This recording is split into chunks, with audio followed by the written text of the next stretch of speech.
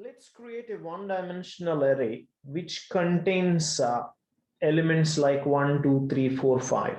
Okay.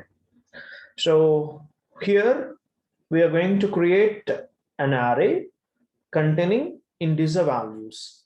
So for this purpose, I'm importing NumPy module and I'm giving a alias name for NumPy module as NP.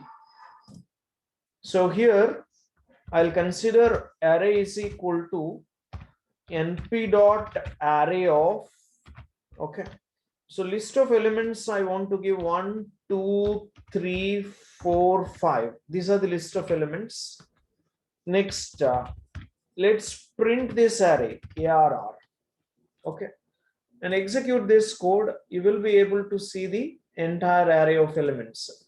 Suppose if you want to display each of the element that is existing in this array, the first element is always located at which position? Index 0th position, right? So I want to display the first element as array of 0. Okay, you can see here first element is located at index 0, which is 1. Similarly, we can display the subsequent elements like second element, third element, and so on. So here we can write second element is located at array of 1.